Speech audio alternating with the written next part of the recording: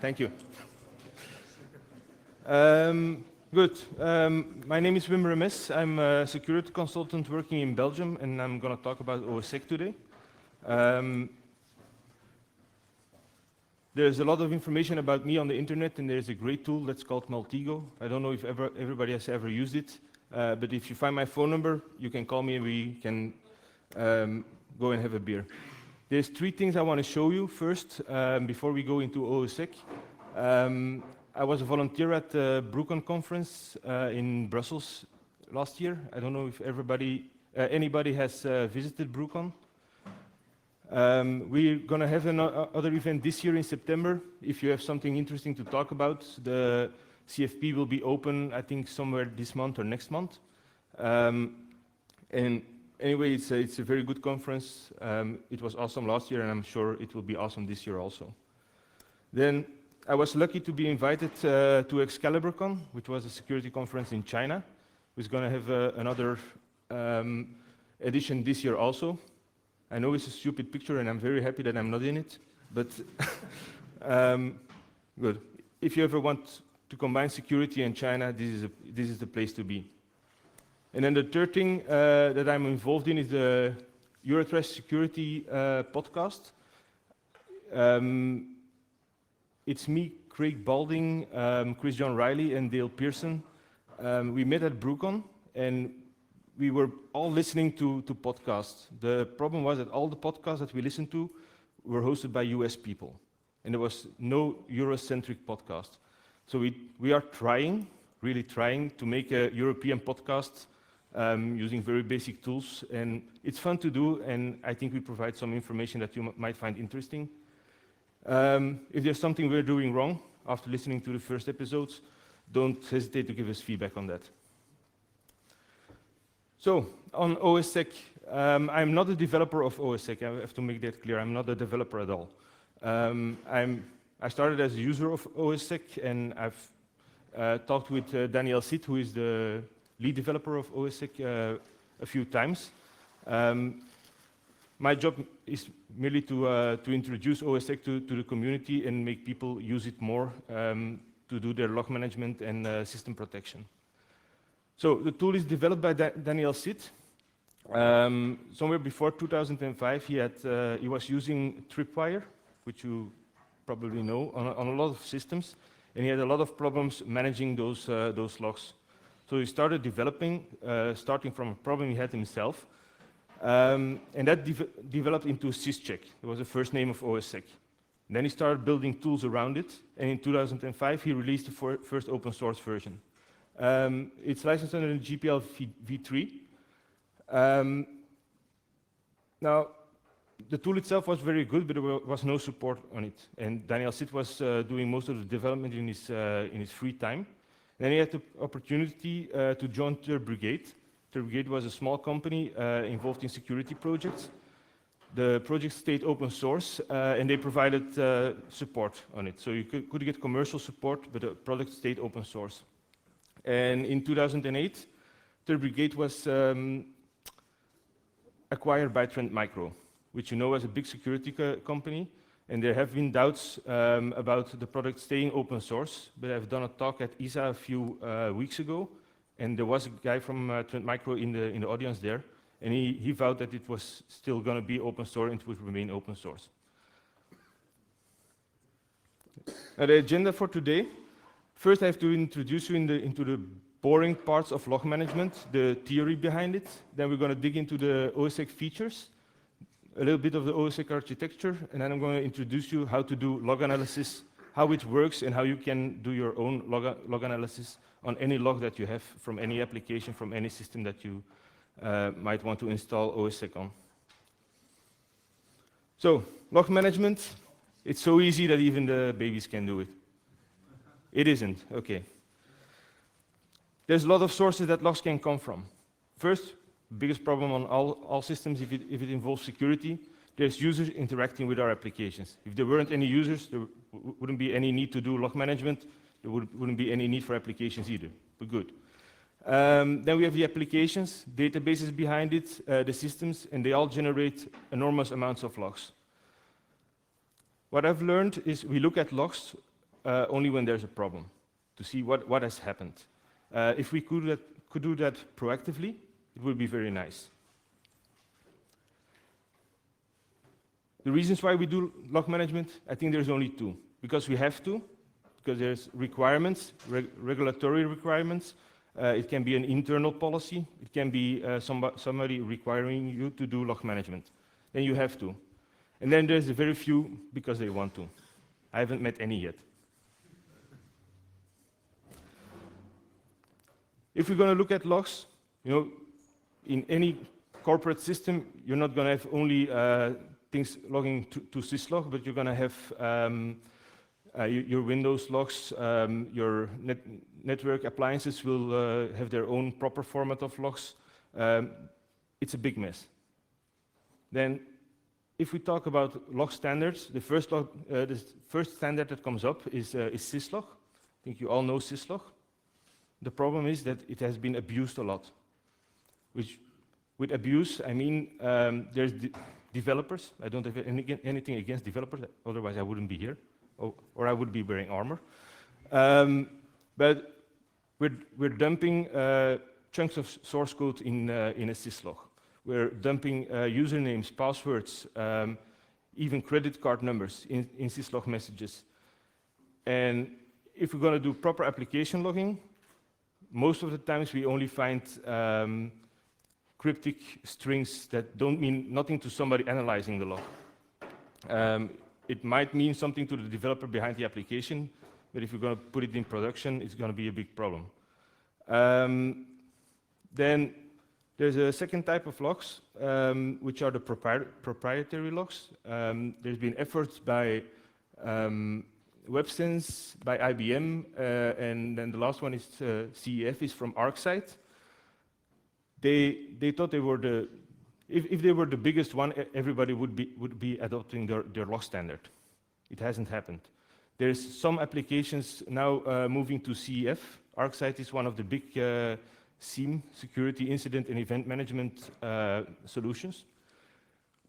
And some applications are already moving to CEF, but it's not too big. So we know what happens when a proprietary standard tries to be the big standard. It never happens.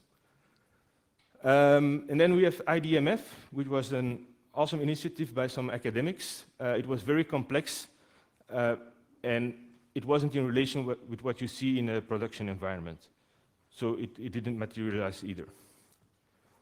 Most recently, that was the next slide, good. What do we need if we want to talk about log management? We need to have a language that everybody agrees upon. We also need a syntax so that every log message looks the same, so everybody can understand it. Then we talked about syslog first. Syslog, by standard in the RFC, it's UDP. If you're going to roll out syslog in a production environment, the first engineer that you're going to meet is going to try to move you to syslog-ng. Syslog-ng is an awesome tool. It's also very flexible to get your log management, and it supports TCP. But TCP is not in the standard. You need to be able to use a transport according to the message that you want to send. Some messages might want to use UDP, but if you need more logging, in case of an incident, you might want to move to TCP. And then we need recommendations, guidelines that everybody can use to do their log management. And there isn't many of that either. There is one initiative from NIST, which is a US organization that you might want to check out, but it's about the only one that gives proper recommendations for log management. Then, more recently, there's become the common event expression. That is a standard that might make it, because it's very flexible. You can do binary logs, you can do plain text logs, you can use XML for logs, depending on what logs you want and in which case a log event happens. Now, for Ossec, Ossec is defined on the website as a host intrusion detection system, which means it's something you install on a system to detect intrusions. It's much more flexible than just that description. The three main features of Ossec are log analysis, so you can have it consume logs, interpret them, and have thrown alerts or have reaction to that log message or log messages. Then the integrity control, you can monitor several folders on your system, and when a file changes, an alert can be thrown. With the active response, which is a part of the of Ossec, you can have the original file put back. So you your system remains, the integrity is controlled. And then the rootkit detection, it's not a replacement for any anti-malware solution, but it's a basic set of signatures for configurations that are interpreted as rootkits. When we dig into the architecture, first I have to touch upon the install modes. You can install Ossec in 3 modes, which is standalone for a web server or a server that you have in a DMZ that you want to have intrusion detection on. You can just install it in standalone mode. Once you have multiple servers or multiple clients, you're going to want to install the agent version on the clients and have a central server for the log management. The good thing about that part is that the agent runs on the system, but it doesn't do any analysis on the system itself. It means it's very low footprint on your server, and all the computation is going to be done on the Ossec server itself. And if you do it on the Ossec server, you're also going to be able to do correlation of events. If somebody is scanning multiple servers in your environment with Nmap, like we learned before, then you're going to be able to correlate those events. The two main processes that are running on the client are the log collector, and that is in fact the only process that is running as root, because you need root access to access most of the system logs. That's the only reason. The only thing that it does is read the system logs, and any new messages are forwarded to the agent. The agent is responsible for communicating with the server, and all communication is encrypted and compressed. The standard port for Ossec is UDP 1514. You know 514 from syslog, so they just put a 1 in front of it. Then the server receives all the communication from the agent, and it's going to forward the messages to the analysis daemon. If there is an event thrown, you can have 2 actions. You can have a mail sent, either to the system manager, or you can configure to have, for a certain application, a mail sent to the application owner or the application developer, so he can act upon that message. And then a very nifty feature for me is execd, which allows you to run a script in reaction to an event. A very good example is at DEF CON. DEF CON is a security conference in the US. They usually have what they call a pwn-to-own contest. There's a box that they put there. If you can hack it, the box is yours. And in 2007, there was a guy who configured the system to do an R-poisoning attack once somebody tried to intrude into that system. It was never hacked, and he used Ossec and Scapy, the Scapy libraries, to do that.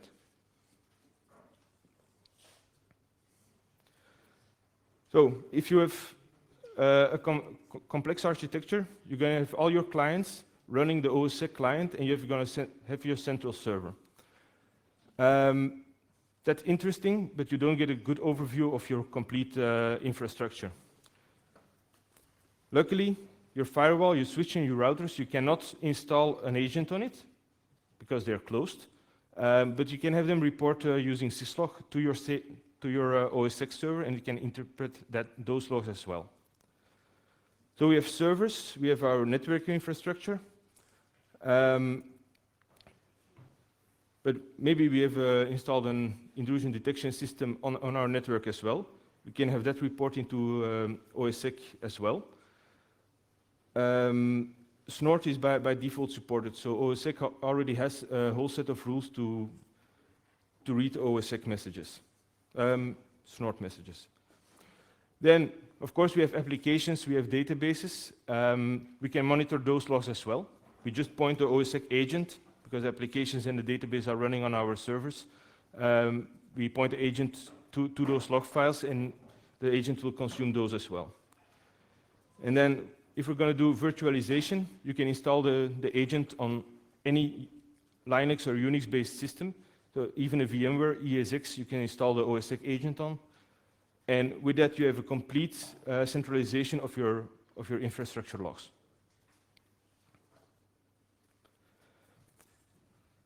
These are the rules that are by default included in the Ossec package. So you see there's Solaris rules, there is SonicWall, Cisco, Asterisk, Apache, and you can create, using the local rules, you can create exceptions or extensions on the existing rules. One thing to note, if you're going to change a rule in one of the application-specific rules, those are going to be overwritten during upgrade, but the local rules XML file will never be overwritten. How are we going to do log analysis? I already told you that everything happens on the server. The first thing he's going to do is pre-decoding. At that moment, he's going to get basic information from the log message, but not going to do in-depth analysis on it. Then in the decoding part, we're going to extract a lot more information, like IP addresses, usernames, host names, and specific strings. And in the analysis, we're going to give meaning to that information. We're going to interpret it, and we're going to make it clear. So this is an example of a pre-decoding rule. The only thing that we want is a default syslog message, so we can extract the time and date. The host name is there as well. And then we extract the application name, the program name, and we just record the log message.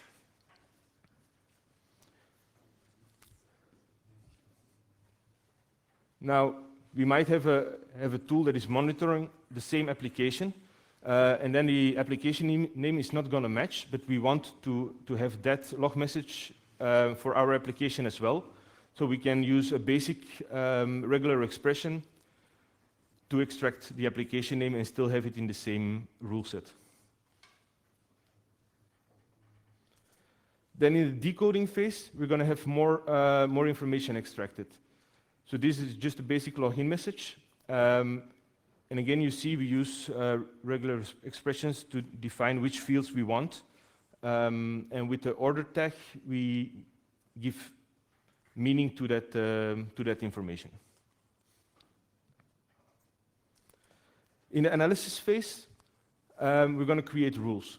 So we know it's decoded in the pre-decoding phase as AppDaemon in this case. And we're going to look for a string called logged in.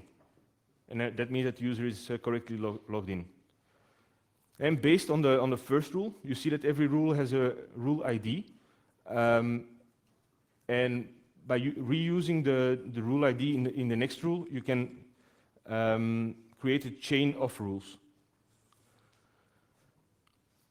So here we have, if the user is not John, we will throw the message, okay, this was not John.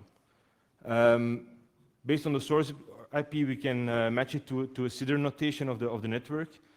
If in our current policy it's not allowed to access a certain host from a certain network, we can throw an alert on that as well.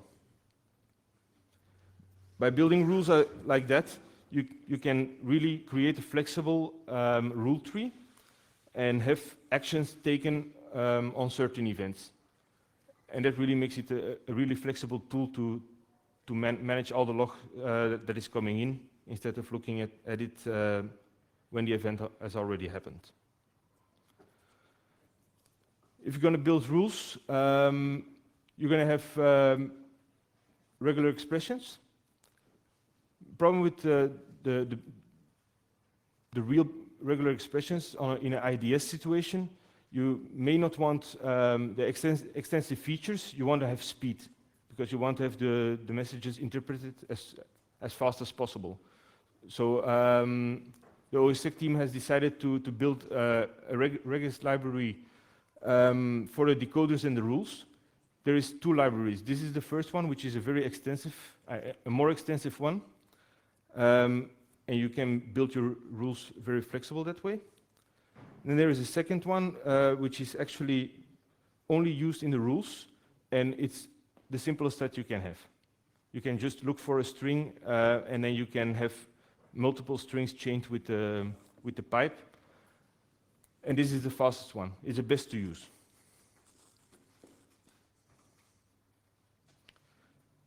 And for integrity checking, ossec.conf is the basic configuration file where you do all the configuration for your host. In the syscheck section, you just define which directories you want to include to have the integrity checking. It's very important. For me, if I configure it on systems, I always take the lowest in the hierarchy or the highest in the hierarchy, and then you're going to exclude lower in the hierarchy. Because if you do the monitoring too high, you might miss something, while you can still exclude files or directories that you don't want to monitor. And those are mainly files and directories that you know change a lot. You don't want to have alerts thrown on those. Since version 2.2, there's also a real-time check. In the past, it was run, like you see on top, in a defined pattern. So every few hours, you could have it run. Now you can have certain directories that are high risk, also monitored in real time. Then in the rules, you're going to configure rules for your applications, for your files, and these are the basic rules that are in the Ossec configuration to monitor file changes on your systems. Like I said before, you can use then those to create actions, maybe to block a user if he has created a file or changed the file. Or just put the original file back so you maintain integrity. There's a lot of commands that you can use on the server to check the integrity. The syscheck update is just updating the database. That's done automatically, but every few hours. If you want to have the situation updated now, you can use that command. With the syscheck control -L, you're going to get a list of the agents. -I is just going to give you from a certain client all the files that have changed. After a short while, it will already be a very long list. If you're looking for a specific file, you can use that last command. Then the management of Ossec. At this moment, it all happens from the command line. There is a basic web user interface that you can use. If you're going to have a lot of server, it's not very well developed at this moment. I mainly use Ossec to create meaning to the messages, but then they're going to be forwarded to something like Splunk to really create dashboards or information, make it visual. So on the command line, you have manage agents, and there's 2 versions on it. If you compile it in the server version, you're going to be able to create central keys, and you're going to have a central database of keys.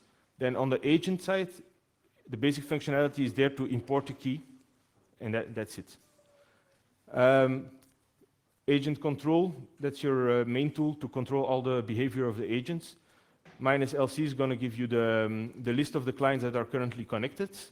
Then -agent ID is going to give you the information on the client, which is the OS version, IP address, And if you're going to use central configuration, which I will explain a little later, you will also see the MD5 hash of the central configuration file, so you can compare it and see that it's up to date.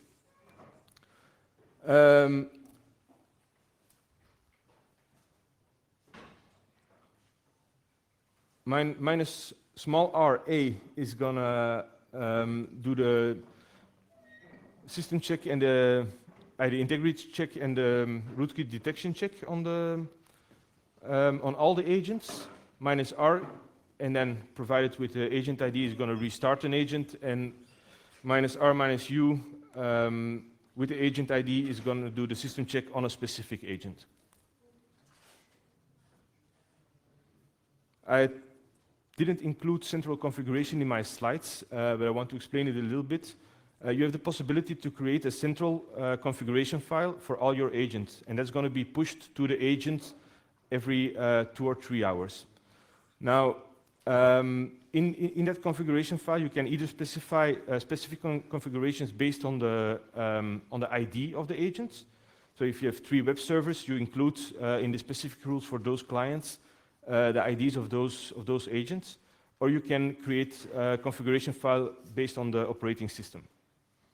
So for Solaris or Linux or AIX, you can create different rule sets. Basic conclusion, if you're going to do log management from a corporate point of view, you're going to get a reseller coming in with a solution, a proprietary solution, and you're going to have 2 or 3 consultants at your office for a few months. The problem is they don't know your applications, they don't know your environment. The only one that knows your environment and your applications is yourself.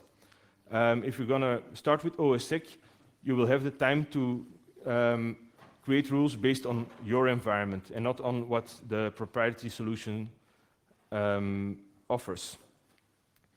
Ossec, being developed since before 2005, is a very mature solution to use. It's very stable and it offers a lot of functionality for you to start your log management. As I said, log management is something that has become necessary due to regulatory compliance. If you're going to do log management, you better start by understanding your logs yourself. One thing to remember is that tuning the rules of any log management solution will never stop. So you can create your rules now. In a few months, you will have to redo them and see whether it still fits your solution. It's a lot of work, but it's worth it, I think. So that was my overview of Ossec. I hope you found it a little bit interesting, and if there's any questions. You said that the agent communicates with the server over UDP. Mm-hmm. Is there any reliability mechanism to make sure that everything is logged and seen by the server? Yes. I understand that the problem with UDP is the reliability because you have no confirmation. The intelligence is built in the agent and the server. So when your server fails, your agent will queue the messages and send them when the server is available again.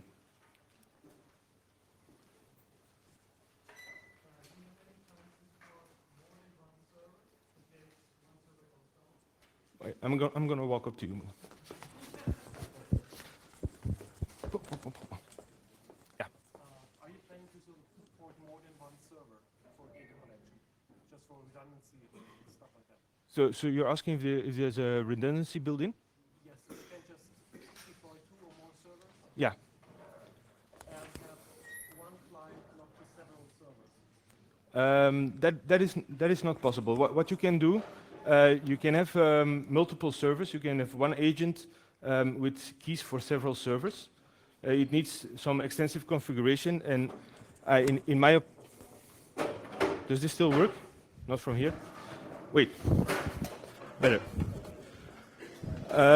I think there's 2 main courses for reliability, for redundancy. You can have two servers and have the agent point to the two different servers. Then you will have to synchronize the keys between the two servers. That's one solution. The problem is, since there is already reliability in the agent side, if your service is going down, the agent will keep the messages until the service is available again.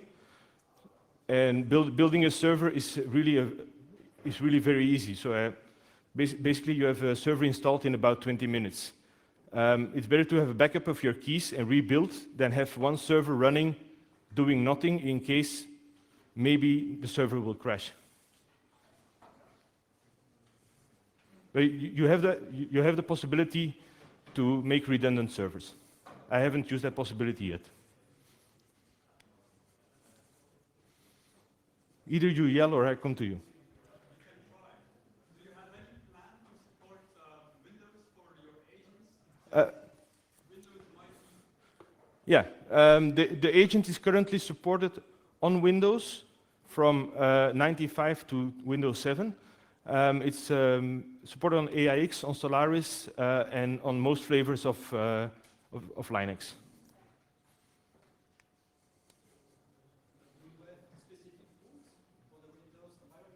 Excuse me? Yes.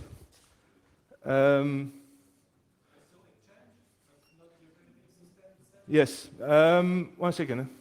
There is the MS.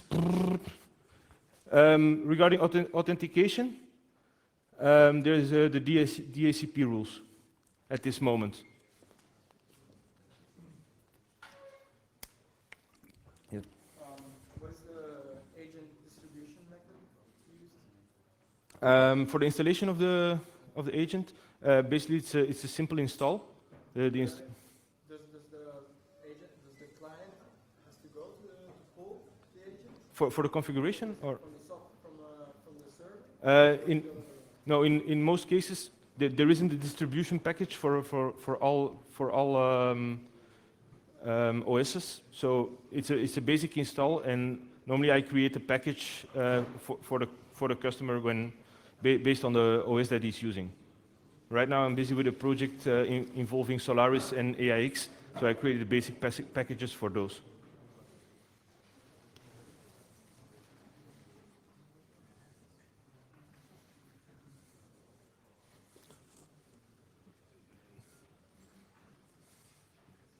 We have 50 minutes left. No more questions? 20 minutes? Oei, I talk too fast. Yes?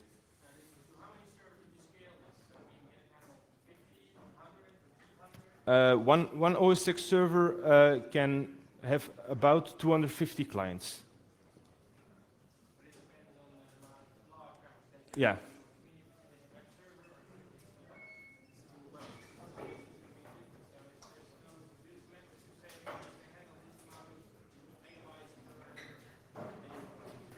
It depends on the memory you have, on the storage that you have, and on your network card and the speed of your network. So that's different in every environment.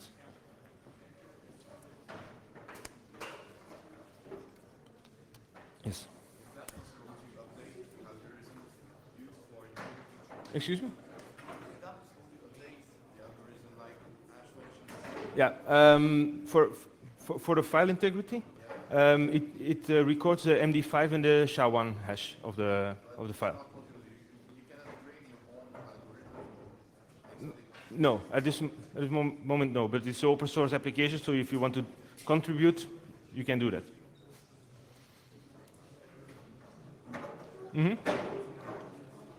Wait. Yeah, sorry. If you take a larger environment with lots and lots of clients, say about 20,000 on a university network, Yeah. how would you scale it? Because monitoring 50, 60, 70 Ossec servers to see what happens isn't efficient. Yeah. It's more efficient than monitoring 20,000 servers, but... No, you're going to have a tiered approach. If you have that many clients or that many log sources, you're going to have a tiered approach. You're going to have your basic Ossec layer, then you're going to have another layer of syslog servers, and then in the end, you're gonna for your storage, you're gonna have a central storage. That makes sense. Thanks. Thank you.